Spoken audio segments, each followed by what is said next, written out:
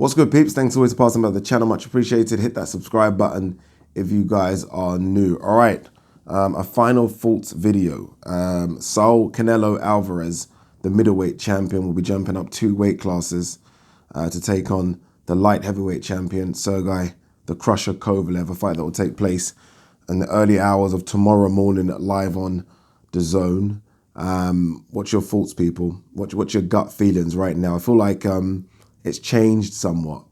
I feel like when the fight was first mentioned, maybe because it was mentioned on the back of the Yard fight, a lot of people were like, yeah, Canelo stops him to the body, right? We've listened to some experts, some trainers. Abel Sanchez has said it. A few other trainers have said it, that Canelo will get the job done sort of mid to late rounds. I feel like as time has gone on, I feel like we've started to see repeats of some of Kovalev's best performances, and a lot of people now are actually giving Kovalev a good chance. Maybe not a chance to win, but a chance to actually put on a very, very good performance. And I think, and I've said this on my previous video, that if we can see 70% of the Crusher, I mean the guy that was literally decapitating people with his power, then you never know, right? I mean, that power was something to behold. If he catches Canelo clean, I know Canelo's looked formidable himself in terms of his punch resistance, but if he catches Canelo clean as a light heavyweight, then you never know. You really don't know. I initially, when the fight was first announced, I think I gave Kovalev like a 20% chance, just because I didn't think he had enough time off in between this fight and the Anthony Yard fight. As we've got closer, I've seen interviews from him. I've seen him hitting the bag. I've seen him doing a bit of pad work, look sharp. I mean, I know that doesn't really mean much, but he does look sharp. He looks well rested, believe it or not. And I've sort of gone up to 35-40% chance. I think that's more in hope than expectation. I do hope Kovalev wins. I do like the idea of someone fucking up the apple cart, right? Someone just messing about with all their plans. I mean, DAZN and Golden Boy and Canelo must have plans after plans after plans. I do like someone putting a full stop or at least a comma on that plan. So I do hope Kovalev does fuck it up. I don't think, I know some people have said, look, even if Kovalev wins decisively and it goes to the judges, then Canelo will get it. I know the history probably says he will, but some people have said or alluded to the fact that obviously he signed this massive deal with DAZN. They're never going to let him lose. I don't know. I think the rematch could do good numbers, if I'm honest with you. I mean, if Canelo were to lose a decision to Kovalev, the rematch would be even bigger, right? It'd be even bigger. I mean, I know it's a bit different, but Andy Ruiz, Anthony Joshua is a good example of something where I think the rematch is a lot more intriguing and will do bigger numbers than the first fight. So I don't think it's a foregone conclusion that if, well, maybe it is actually, but if Kovalev wins decisively, then automatically it goes to Canelo because of this DAZN deal. I don't know about that. Talking about the DAZN deal, obviously we do know Canelo signed this mega $350 million deal. He'll be getting paid $35 million for this fight. I read that Kovalev will be getting paid somewhere like $12 million. I was thinking of Canelo's figure, $35 million. I was thinking, is he even worth that? I mean, is he going to bring that many sign-ups that justify him getting paid $35 million? It's a lot of money. It's a hell of a lot of money, right? I mean, this isn't like the old pay-per-view model, so it's very easy to kind of equate as to how much he's bought in based on just this fight. It's very difficult to calculate, and I do wonder if he's worth that. I mean, I don't know if you guys saw pictures of the weigh-ins yesterday, but Canelo weigh-in normally is packed. It looked empty. Not empty, but empty compared to Canelo weigh-in at least. I mean, Canelo normally brings in the thousands upon thousands for a weigh-in. This just didn't do that. And I was thinking, is he worth $35 million? Like, what fights are there out there for him to justify him getting paid that much? What fights generate that much interest? Not many. I mean, you go through, honestly, look at 160, 168, and 175 now. I mean, what fights are like, oh my God, must-see fights? 160 is Andrade, a must-see. I mean, I'm talking in terms of something that does the equivalent of like 1.5 million pay-per-view buys or a million pay-per-view. I don't think there's anything at 160 168 or 175. So I do wonder if they've jumped the gun with this crazy amount of money they're giving him. I do wonder. Does he have, I don't know, Americans jump in here. Does he have that crossover appeal? I feel like he's got this big boxing Mexican appeal, and then that's it. And don't get me wrong, that's a huge amount. Don't get me wrong, that's a fucking huge amount. But I don't know if it's a crossover appeal as they would have wanted. I guess we'll soon find out. This rehydration clause thing has pissed me off a little bit.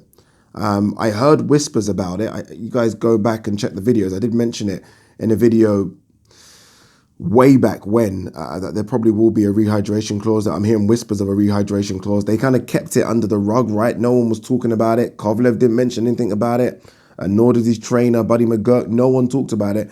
And now, because Kovalev missed weight, and I kind of think that was something a bit suspicious about that anyway, but because he missed weight, people are now talking about the rehydration clause. I'm not happy with it. I'm not happy with it at all. At all. I've seen some people online say, yeah, but it's similar to the IBF, you know, it's the morning and then come fight night, he can rehydrate. So he will be his usual 191, 192 pounds in the ring. I get that. So you've then got to ask yourself questions about that, just that statement alone. If he is going to be his usual 191 pounds in the ring, why do it then? Why do it? If Kovalev is going to weigh the same amount of weight that he does for all of his fights, where there is no rehydration clause, apart from when he was fighting for the IBF, where there is no rehydration clause, why make him have this stipulation where he can't be more than 10 pounds above the 175 limit at a certain point in the morning? Why do it? They're doing it because they know there's an advantage in it. And it's not about weight on the night. It's about allowing someone that is severely dehydrated to rehydrate to full capacity when they need to and when it's important for them and their body to do so. That's what's going on here. Canelo wouldn't insist on her rehydration clause if it's just about the guy putting on an X amount of weight. It's not about that, because Kovalev is one of the smaller light heavies in terms of, you know, bulky. He's not Bertebiev looking, is he? He's not even Vodstick looking. He's actually quite wiry. He's not even Anthony Yard looking. So they've done it on purpose. They've done it because they know the first few hours, when someone is severely dehydrated, the first few hours are the most important to get all those nutrients back in the body. It's the most important. So Kovalev would probably get to the 190 mark in the first few hours, guys. Trust me, probably by the time he wakes up, he's probably at 190 and his body is fully hydrated. Then he just comes to the ring, 192, 193, has a meal, and that's it. To restrict him when he knows he needs it the most is a bitch move. And that's why I done that pound for pound video talk about Canelo. And I said, Canelo's got this little asterisk on him. And this is the kind of things I was talking about. Rehydration clauses. I mean, it's a bitch move. If you want to go to 175, go to 175. Because you're going to get all the plaudits when you win. But then us real boxing fans will say, yeah, but there's always that but with Canelo. There just seems always to be a fucking but. And this rehydration clause is a big but for me. Because again, it's a bitch move. Again, going back to this IBF ruling, because a lot of people have mentioned it because of the 10 pound rehydration clause. It makes sense if two people are struggling together. If this was Bertebiev versus Kovalev, makes sense, right? Both of them are going to have a struggling weight cut, so it affects both of them. This doesn't affect Canelo. This little extra 10 pound shit doesn't, it affects Kovalev. And again, it's the first few hours where you need to get the nutrients into your body as soon as possible. First few hours where you really do put on as much weight as possible. You don't really put on that much weight the morning of the fight. You don't. It's those first few hours, and Canelo's team know this, hence why they've put the clause in. So for people to say, oh, it doesn't matter because he's going to come into the ring the same amount of weight he came for Yard, use a common sense, guys. If that's the case, then why has Canelo put it in the first place? When Bernard Hopkins was 160 pounds and went up to fight Antonio Tarver, the 175 pound king, he didn't insist on no fucking rehydration clause. We're going to 175, we're going to 175. Whatever you hydrate to, you hydrate to. Let's do this. And he won. And he won. That's the difference. No fucking asterisks. You mention the name Bernard Hopkins, no asterisks. You mention the name Canelo, asterisks. What also takes away from this fight a bit is that it's the first time I can remember where a guy is jumping 2 weight classes and is the clear favorite, like the clear favorite. No one has Kovalev winning. They have Kovalev maybe putting up a good performance, but no one has Kovalev winning. So there's a chance here that Canelo gets a belt at light heavy, gets all the praises, but he's a clear favorite to win anyway. Most times, again, when people jump a couple of weight classes, they are the underdog, right? So the fight feels special because they're almost chasing something that really is out of their reach. And if they achieve it, it's like, oh my God. Like when Brook went 2 weight classes, GGG, massive underdog. Amir Khan, Canelo, Mikey Spence, Hopkins Tarver. What other ones recently? Rigondo Lomachenko. Every time someone jumping up a couple of weight classes, they're a massive underdog. Hence why if they win, they get all the plaudits. We shower them with praise. Canelo's probably going to win in the early hours of this morning. He's going to get just a fucking clap from me because he's a big favorite. He knows what he's doing. He knows what he's doing. Take on Bertabiev, right? Fight Bivol. Fight Vodsdik before Vodsdik lost. But look, I still want to see the fight. I am excited for it. I hope Kovalev pulls off this victory. I really do. Just to kind of fuck up the apple cart. Is that the right phrase? But you guys know what I'm talking about.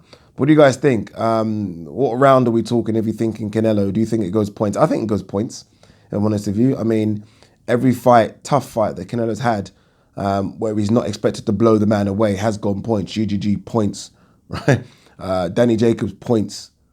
Cotto points. You know what I mean? All the big ones that are supposedly supposed to have gone points have gone points. I think this one will go points as well. What do you guys think? Anyway, let me know. Peace.